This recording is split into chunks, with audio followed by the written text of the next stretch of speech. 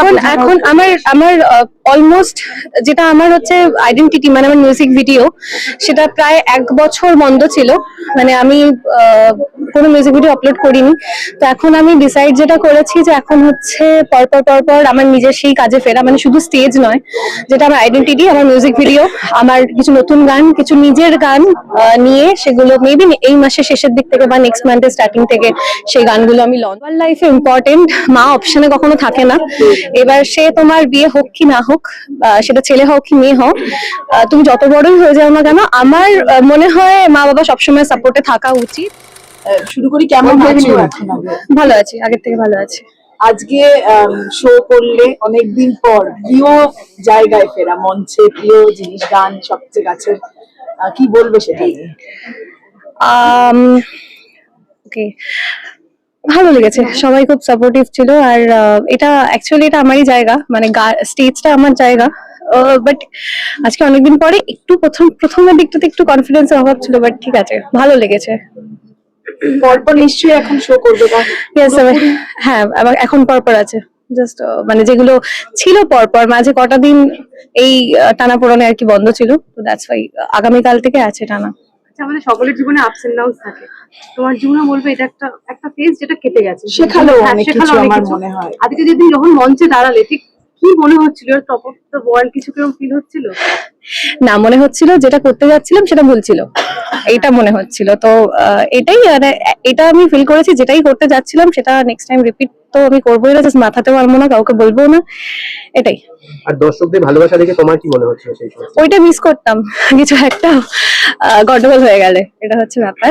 But আজকে এখানে দাঁড়িয়ে যে আমি হাসছি, বা আজকে স্টেজে উঠেছি, আমি এতগুলো গান গেয়েছি, প্রায় 1.5 ঘন্টা পারফরমেন্স করেছি, সেটা হচ্ছে যে পজিটিভ কমেন্টস বা মেসেজের মাধ্যমে যে পজিটিভিটিটা পেয়েছি সেটার স্ট্রেংথে। তো এটার জন্যই অসংখ্য ধন্যবাদ হচ্ছে আমার ওই পজিটিভ অডিয়েন্সটাকে, যারা বুঝেছে। আজকে পারফরমেন্স কিন্তু জমিয়ে হয়েছে এবং সবাই উত্তেজনা তুঙ্গেছে। হ্যাঁ, কিছুটা লাইভ করেছি পেজ থেকে, কিছুটা ভালো লেগেছে। খুব কলেজ স্টুডেন্ট ছিল, দ্যাটস ওয়াই আরো এনার্জেটিক ছিল। নতুন বছরের শুরুতেই কিন্তু তুমি একটা বড় লেসন শিখলে এবং পেলেও, কি বলবে অন্যান্য, মানে দেখো তোমার যে প্রবলেম, আমার না ঘরে ঘরে এই সমস্যাটা রয়েছে, এবং আমি আর এটা নিয়ে এখন কথা বলতে চাই না, আমার এখন এটা নিয়ে একদমই কথা বলার ইচ্ছা নেই।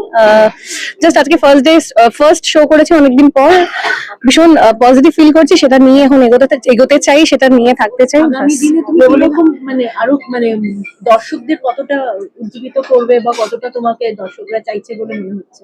এটা আমি এখন বলতে পারবো না, আমি কি করে বলি এখন। কিন্তু যেমন কিছু নেগেটিভ কমেন্টস এসছে বা নেগেটিভিটি পেয়েছি লাইফে, তেমনি পজিটিভিটি মানে কি বলবো, পার্সেন্টেজটা বেশি ছিল মেবি, তাই জন্য আজকে আমি এখানে দাঁড়িয়ে রয়েছি বা এই হাসছি, কথা বলছি, স্টেজে গাইছি, এটাই। দেবলীনা, আজকে প্রথমবার দেখছি, এর আগেও তোমার সঙ্গে কথা হয়েছে, কথা বলতে বলতে বাবা আটকাচ্ছ, মানে আমি অ্যাকচুয়ালি হাঁপিয়ে যাচ্ছি, মানে আমার একটু প্রবলেম হচ্ছে, ব্রিদিং প্রবলেম হচ্ছে, এটা ওই মেডিসিনস এর জন্য মেবি, মানে যেগুলোর পরে যে মেডিসিন গুলো এখন চলছে, এটার জন্য আমার একটু প্রবলেম হচ্ছে, এটা ঠিক হয়ে যাবে একটু কিছুদিন পর। তাহলে মঞ্চে যে বলছো পরপর পারফর্ম করবে, তো অসুবিধা আজকে নিশ্চয়ই হয়েছে?